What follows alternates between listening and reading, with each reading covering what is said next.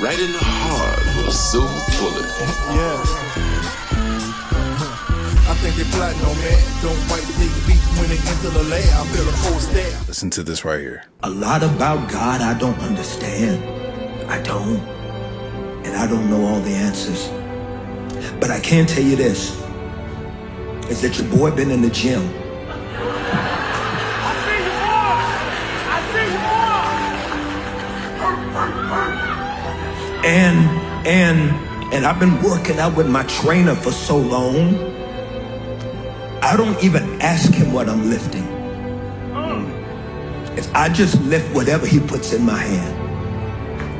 Because I've been training with it for so long that I'm confident that whatever he puts in my hand, he's been watching how much I lift, and I have confidence that whatever he puts in my hand, he know I can lift it. I don't even ask my trainer how much that is. I lift whatever he puts in my hand. Because we've been lifting together for so long. I want to say to you that even though you may be lifting a lot right now, God been watching you. God been training you. God been preparing you. So I need for you to stop complaining and go ahead and lift whatever he puts in your hand. Man, What's good, man? This is about faith, God. I've had my moments where questioning, like, you ain't rocking with me. What we doing? Um, and I've had my moments where I just don't know. And wishing all the bad days could, become brighter. But somehow I still keep going. Still, still keep plugging along. And and I look back at life and I'm like, I've had, when I was younger, I got my throat cut. um, had a few injuries, nothing crazy. Had some crazy things, a few got hit by a car, literally as a child, like hit by a car twice actually. Um, Skinned off half of my face before. Yeah, that's crazy. Um, as I got older, I had both my parents steal from me. Um, Lost my best friends. Um, Been lied on in some crazy ways. Had a lot of things stolen from me from outside people. Um, hmm. I ain't gonna get into all the stuff, but what I'm have been falsely accused of things. But I realized, like, hey man, if you could wake up tomorrow, you got another shot. You know, and I've seen things get worse and get worse and get worse. And sometimes a little bit better is better than worse. And you can get accustomed to just a little bit better because it's better than worse. And there's some things that happen in life that nothing's gonna actually, um, nothing's gonna actually be worse than that. You know what I mean? So it is what it is. But they say, you know, God is not gonna give you more than you can handle. And sometimes the problem is it feels like you're piling on. Like, okay, so since I can handle it, let's just throw this one at me. Since I can handle it, just throw this one at me. And sometimes you feel like you feel like if you were a person in the Bible, you'll be Job. Job is pretty. That's pretty extreme though. But I'm just saying, you know. And I say, you brought,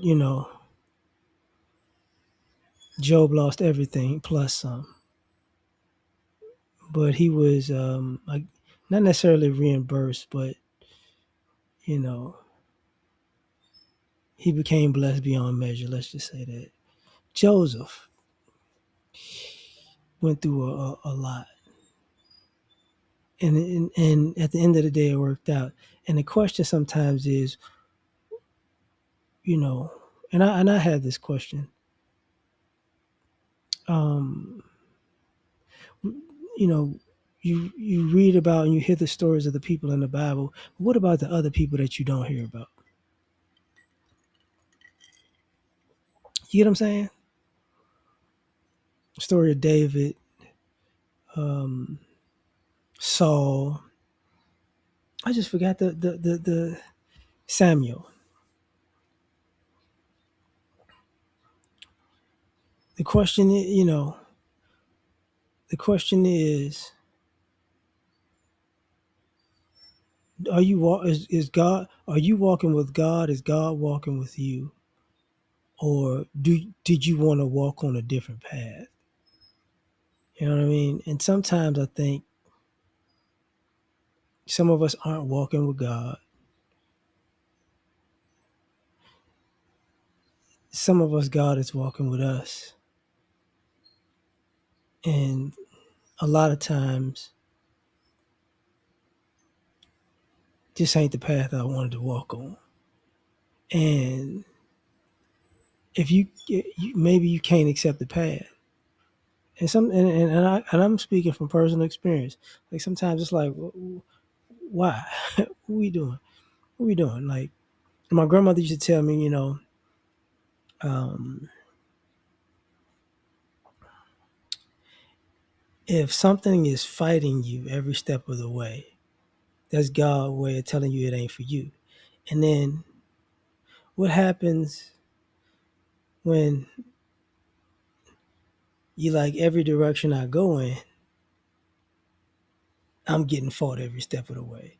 So is this a situation where just God I'm not supposed to go nowhere. I'm not supposed to do nothing. You know, if I have ambitions or goals or dreams that I want to try to fulfill, all every door gets slammed in my face. You know, and I think that's an American thing too because of um, America's system of oppression really became a wedge between God and man. So, um, as Kirk Franklin was talking about, you know, his trainer kept knows what he can trust his trainer because his trainer could just make sure he gonna live. And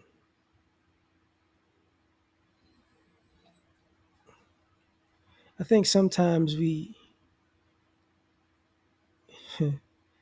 feel like the trainer gave up on us, and sometimes um, we can't see the not sometimes, all the times we can't see the forest from the trees, so we can't see um, when we'll get some type of breakthrough. And the question is, how long are you willing to go without seeing a breakthrough? And the reason I brought up America is because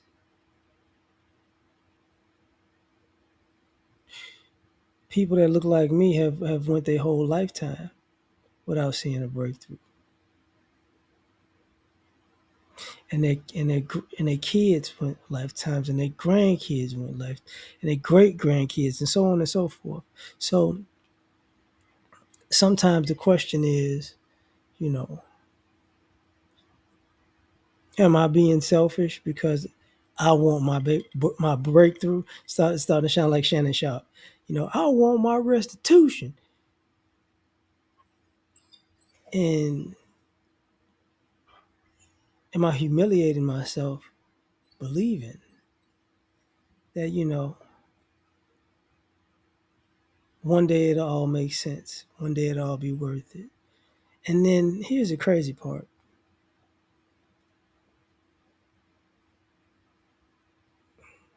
Your mind says, I don't know, but your heart says it's worth it. So you keep going. And you wind up in this battle between common sense and faith.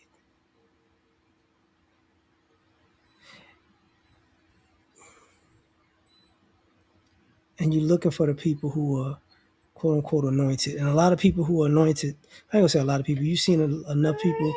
Stop it, man. My dog is tripping. You've seen a lot of people who feel like God has put his hand on their lives be very flawed. And it's like, where are the people that are not that flawed that that God has put his hand on? And then that's the question that, in America, it's hard to answer. So you got to start questioning whose hand is on these people sometimes.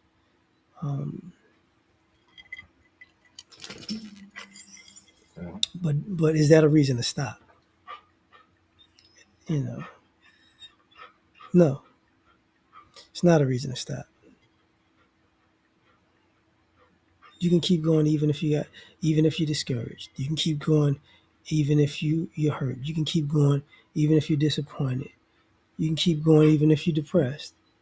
You can keep going, you know, even if you feel it's a waste. You can still keep going. But the question is, can you keep going when you don't know where the finish line is? And I think that's the hardest thing. But truthfully, you can still keep going. But tell me what you think. Catch you on the next one. Peace.